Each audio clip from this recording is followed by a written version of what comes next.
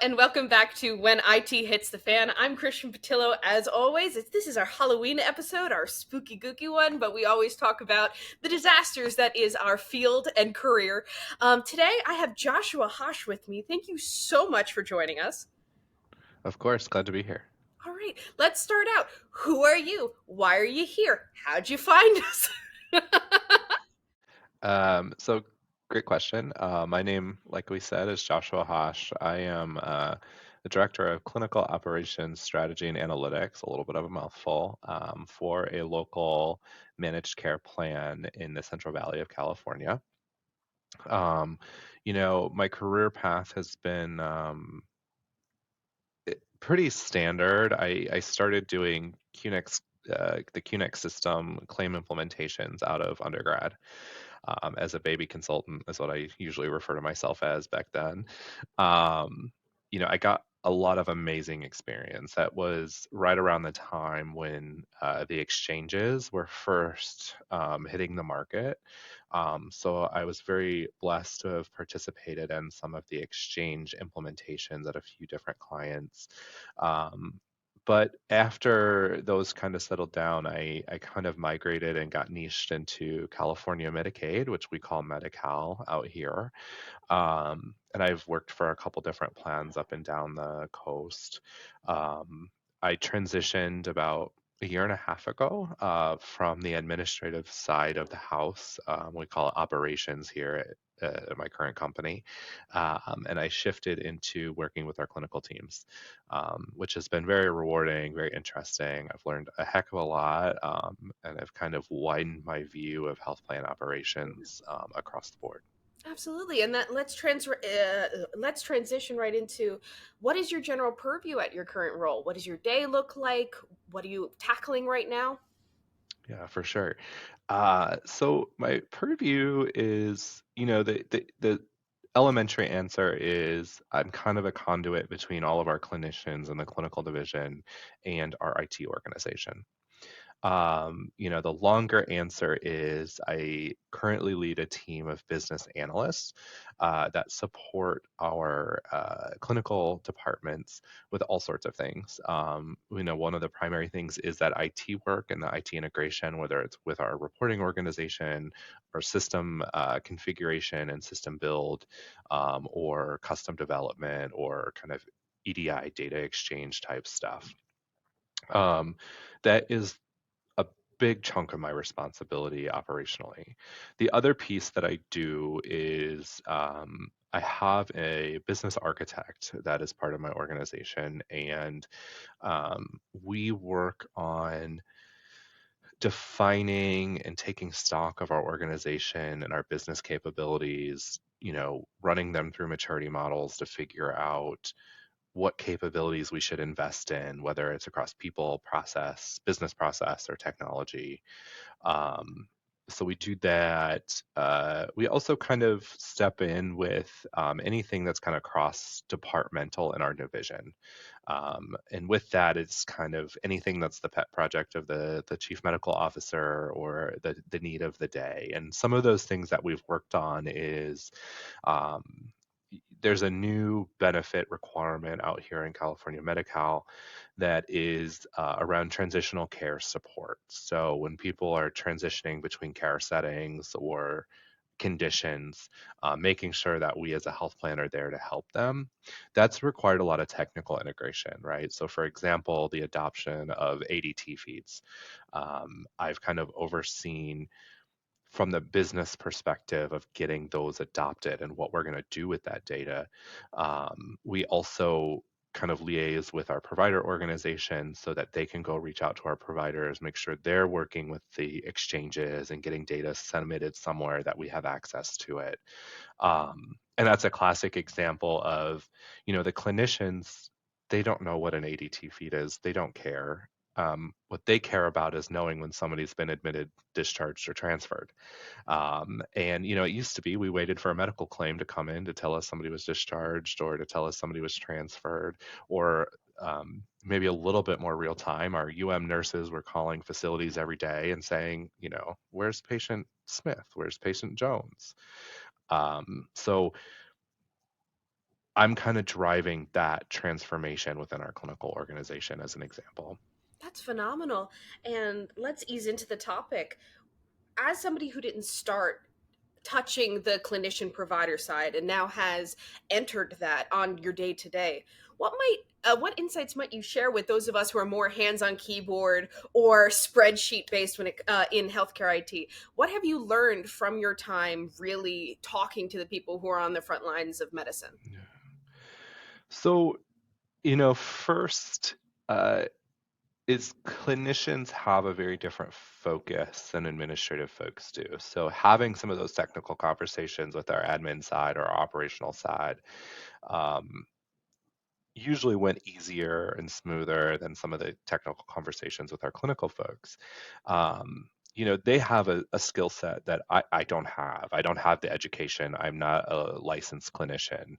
Um, so what I've really learned is to take stock of who I'm working with, understand what their needs and their cares are, and find ways to bring them along in the journey, right? Whether that's spending a little bit more time explaining why we need ADT feeds versus just picking up the phone. Like, to the nurse that's doing that, like, that's their daily job. So they don't necessarily understand, like, what else is possible? Like, what else could I be doing with my time instead of picking up the phone every day and calling my facilities? So that's been interesting, is uh, not necessarily slowing my pace, but adapting my execution strategy to kind of include people that don't necessarily care about the technology. Like, that's not their major focus, which for me is hard to understand because that's what I live, breathe, and have done for my career. Absolutely. And also, not only are they obviously more focused on their specialties than, let's say, our specialty, which is the tech. How about in more rural counties? I know that tech modernization and bringing to maturity has been a big uh, campaign for major payers throughout the United States, making sure that every clinician and provider has enough tech, has it modernized enough to be in the current landscape and have their patients receive the best care as humanly possible. Is that something that you and your team are doing? And if so, what have you run across in dealing with providers who are at different levels of maturity when it comes to tech and the provisions of it? Yeah, for sure. So, like, that's a really fascinating topic. We are a very rural county, and our service area is county based, um, which means our provider network is heavily filled with FQHCs, or rural health centers, RHCs, or independent small practices, right? We have a couple of the larger groups here in town, but we don't have a large health system that dominates the healthcare in our community.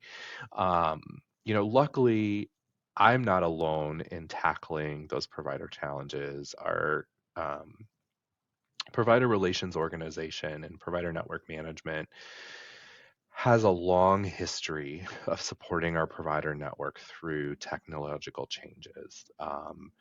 You know, a few years ago, we were giving grants to independent practices to get EMR systems.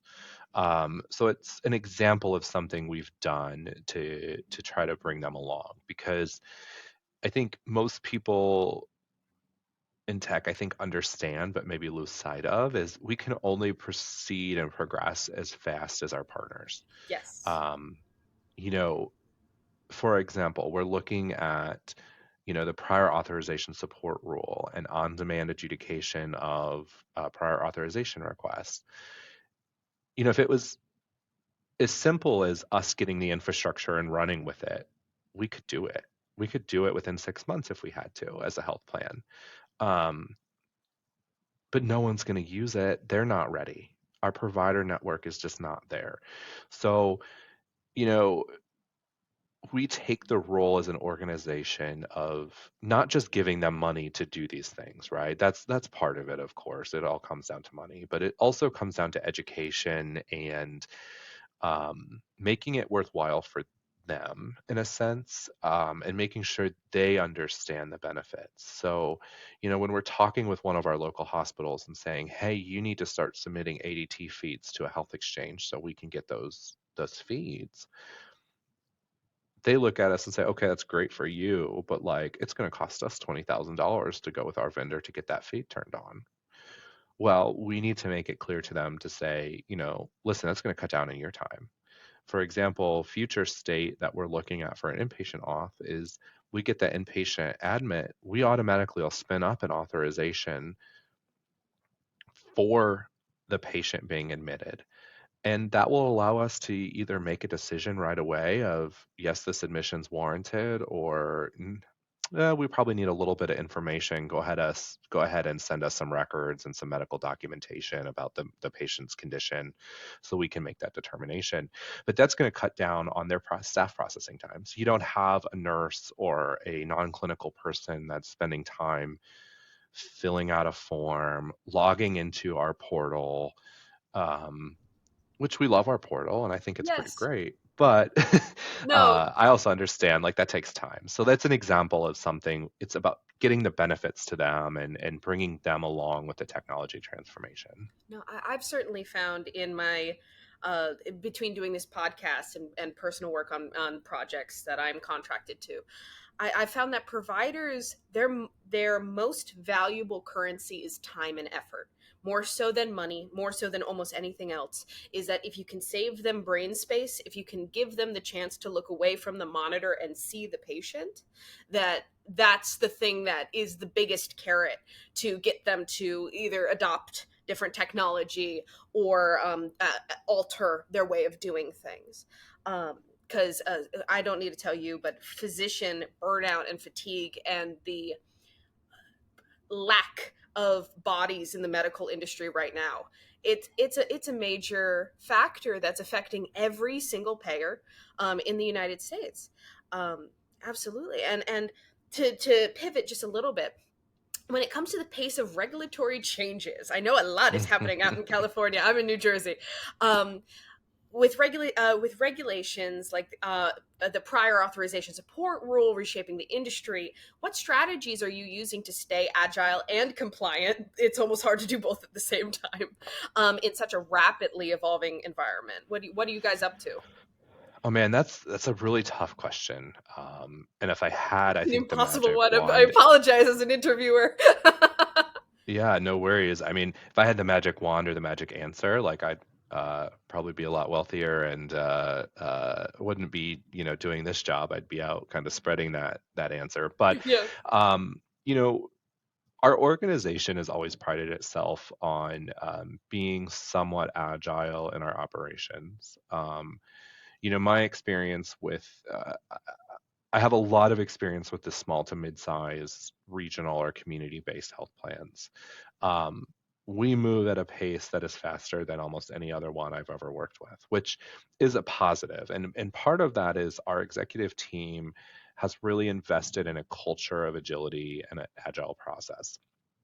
That's not to say we have it all figured out and, we're running at the speed of light, but we have some good foundations, and it's because our executive team has paid attention to that and has invested deliberately in those activities. um, you know the other thing is just we've committed more people to it. So on my organization had a very small compliance team and has grown in the past couple of years, probably tripled in size. And part of that is because of the regulations and the policies that our policymakers are really pushing out on us. We need that manpower to digest those, to track those, to help facilitate and make sure it's happening across our organization. The other thing is the existence of my team and my role. This is not something that has always been a role at our health plan and is not necessarily something that's super popular out there in the industry yet. But bringing the technology closer and the technology knowledge closer to our clinicians and our decision makers and the boots on the ground is really helping us move quicker, right? So part of my role is to keep an eye on some of those things, and I work very close with our government relations team to understand what's coming down the pipeline.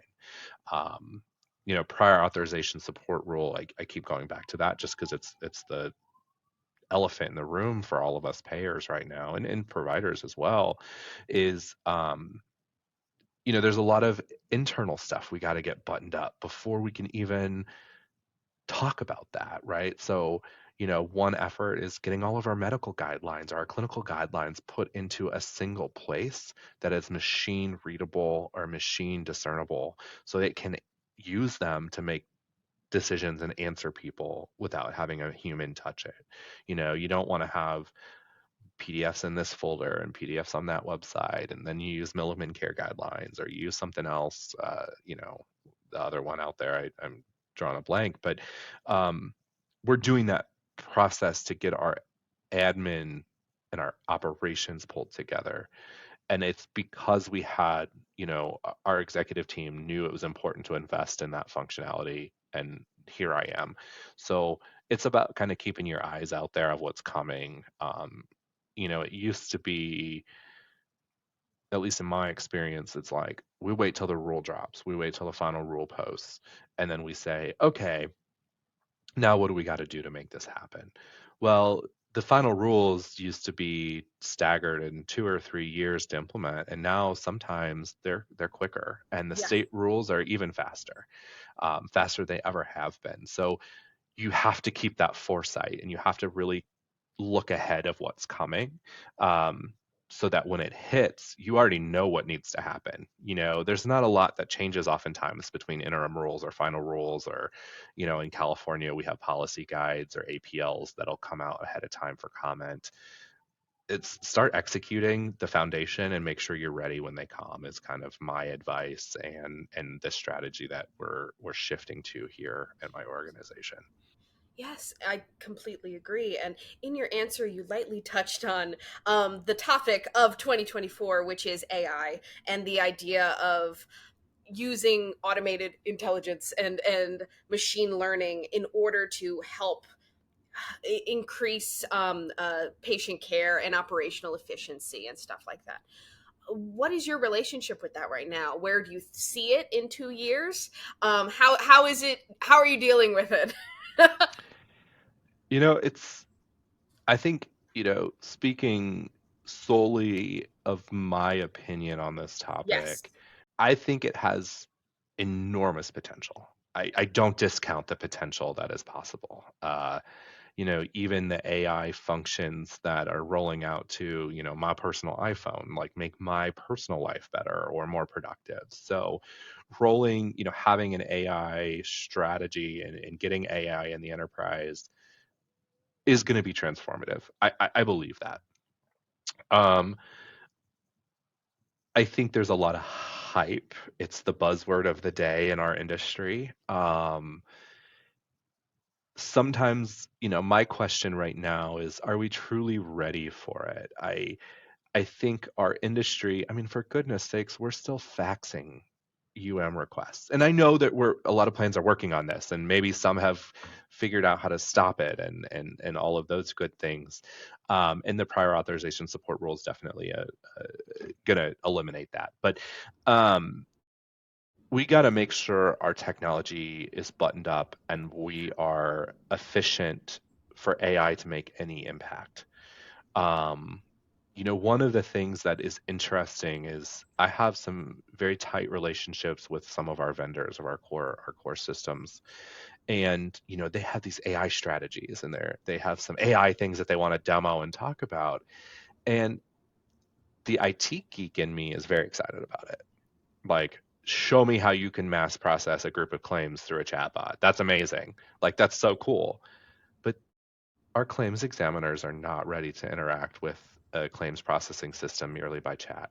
They're going to have to see things. They're going to have to understand things, understand what's happening behind the scenes while this system is touching 50 claims at a time or 150 claims at a time. Um, Again, a lot of efficiencies could be gained. It will be transformative. But I think at least in my industry or my segment of the industry, I think that the technology is moving a little faster than the operations are right now. And it'll be interesting to see how we get operations aligned to adopt those technologies. Just like we as a health plan can't move forward with technology initiatives if our providers aren't willing to adopt. It's kind of like if technology can't move forward and be productive and valuable if our people aren't ready to adopt it and our organization isn't ready from a strategy perspective. So I know it's a long-winded No, answer. I couldn't agree more. I think this touches on, it's the sci-fi question. You were so busy thinking about how you didn't think why. And also, um, not to get too lofty with it, but if an idea is logical but does not take into consideration human behavior and human emotion, it might be logical, but it is not rational. And I agree completely with what you're saying in that I talk with data people, pure data people, all the time, who are saying that, let's say, their business side keeps saying, all right, what's the next big thing we're going to make out of this chunk of data to save us money without ever giving the previous ones any time to germinate? And things like that. This idea of constantly having to create new tools in order to better production, in order to slow down wait times without ever either perfecting them, integrating them into the lives of providers and payers and things like that. It quickly becomes a disaster. So, not to go on my high horse, but I actually completely agree with you. But yeah. Yeah, I mean, that's not to undercut my excitement about it or Oh the no, potential I'm that it giddy about it. has, But yeah. but we gotta make sure we can adopt. And I have serious questions or concerns or observations about that at this time. Yes, and I mention it a lot that it is artificial intelligence and not artificial wisdom, and so Yeah, there's a lot of exactly. things that need to be considered more so than just it do thing very quick. Isn't it great Yeah. that thing get processed fast? I I mean, agree with even that the completely. surface level, right? Like privacy and security is a fundamental thing in our industry That's for where we were going very next. valid reasons. Yep. Uh, that's a surface, I don't want to say surface level, it's important. I don't mean to negate its importance, but that's a first line thing that you got to talk about or think about in our industry. And there's some very serious concerns with AI and privacy and things like that. And then you get a little bit deeper. California has really invested in health equity, and we have a strong health equity goal and guidance or our mission as a health plan. And it's like, we can't afford to have an AI model that's racist, or trained accidentally, whether it's, yeah, biased, that's probably a better way to put it. But for No, but example, I'm with you completely that this. it could demonstrate those types of behaviors. And the do-gooder in me and the optimist in me says it's not intentionally that we're going to train it to be biased or inappropriate, but there's a reality that it could happen, and how do we stop that? So there's a lot of big questions that I think we got to answer, and it's funny because 10 years ago I probably would have been like, oh my gosh, you guys are all sticks in the mud, like let's move on, let's adopt this technology. um, and so it's somewhat a little bit funny to hear me say, like, oh, we got to be measured. We got to have a strategy. We got to think about these things. But I think they're important. No, I agree with you completely. My main thing's always about AI. Because again, I have this blessed position. I speak with so many payers and I get so many opinions. And all of them talk about security when it comes to AI, and that is important. But I know that they are more mature and more ready to actually be tackling AI, both on a business side where, oh, it's helping us with our claims, and on a patient facing side where it's, oh, it's helping you decide whether or not to go to the emergency room right now. I know they are more ready when they bring up the word bias and when they bring up the word hallucination. That even bias is one thing. It also has the ability to tell stories sometimes, which seems to be a problem that people are running into over and over and over again. It telling tales out of school, as it were. Um, Yeah. but yes, um, Ooh, do we go into the disaster recovery and cybersecurity question, or do we go into the touchy feely? Tell me about your emotions and how work life balance stuff. Hmm. So I'm happy to do a quick cybersecurity and disaster recovery. That's definitely not my area, but I'll love to give my opinion. So let's Please, go I want for to hear them. I always do. I'll just have that be the prompt: disaster recovery, cybersecurity. Go. Yeah. So, like I said, that's not my direct area of oversight. Obviously, I work very closely with my IT partners, my delivery partners on those topics. Um, our organization, for example, is kind of going from a small shop to a medium-sized shop, which we're having to pay attention to those topics. Everybody needs to pay attention to cybersecurity. I'll come back to that in a second. But disaster recovery, like we're starting to get more nuanced. Like, what systems need to be up. Interestingly, one of the experiences I have is our IT organization or our disaster recovery leaders even on the business or operation side kind of come to us and say, okay, what systems do you need within 4 hours? What systems do you need in 8 hours? What about 24 hours? And it's a little overwhelming because as a business user, our answer is we want everything. Yeah. We need to be able to do phone calls. We need to be able to run reports. We need to be able to use our core systems. The reality How are we is, going to get paid? right, we got to pay claims. There's a little bit of nuance that has to go into it, and you know, one of the things that the architecture practice I talked on earlier that we're working on is trying to help our business leaders understand the context and the landscape of our business, which will help inform questions like disaster recovery.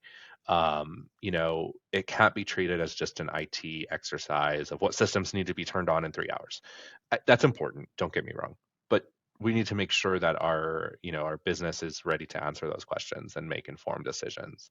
My topic, my opinion on cybersecurity is I don't think it's unique. I don't think it's that interesting, but everybody has to deal with this. And uh, you hear about these ransomware attacks. You hear about these things. You see the Change Healthcare. You hear about data breaches, across our industry all the time.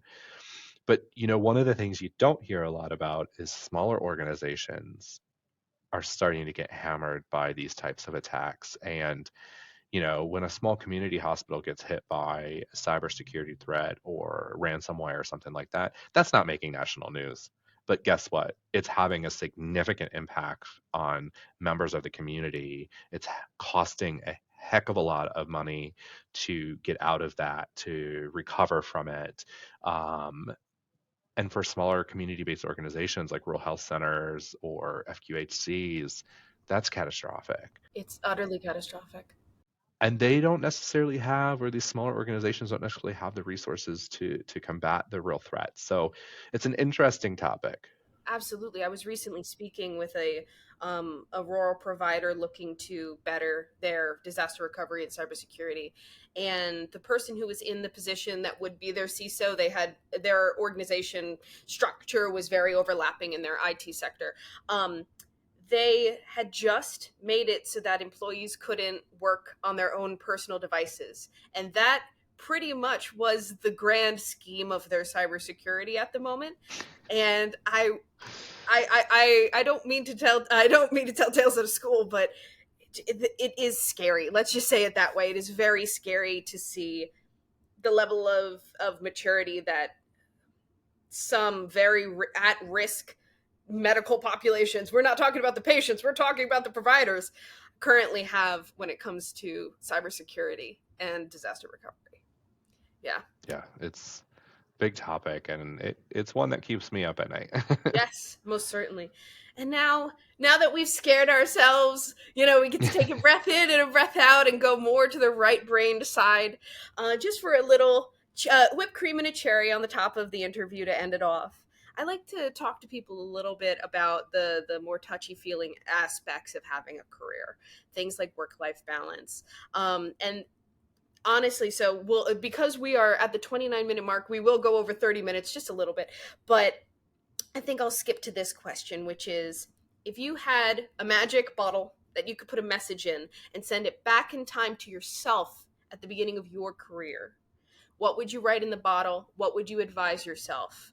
What might you say? Oh man. This is when I cry in the show. I cry like every other episode. So just letting you know that. Um, you know, this is probably there's a little bit of controversial advice in here. Um, I think my advice is similar to kind of what I did, which was get your feet, dive into the deep end of this industry, of whatever industry you're going in. Work your tail off. You know, and I know that's controversial because, we're all about work-life balance and all of these I things think these there's different days. seasons in life, so don't say that When it's you're controversial. I 22 or want to hear it. 23, like how much life balance do you need to have? Like, Yeah, let's be what are you honest. doing? What are you up to?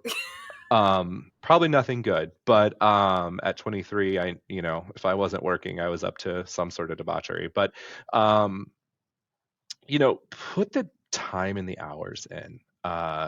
I quickly got a reputation in my consulting organization for being, smart or knowing everything or knowing all these things. And it's honestly because all I did was research The and homework. read. I You did did the the homework. homework. Exactly. So put in that effort. Specifically with me kind of working with Medicaid plans, that kind of became my niche.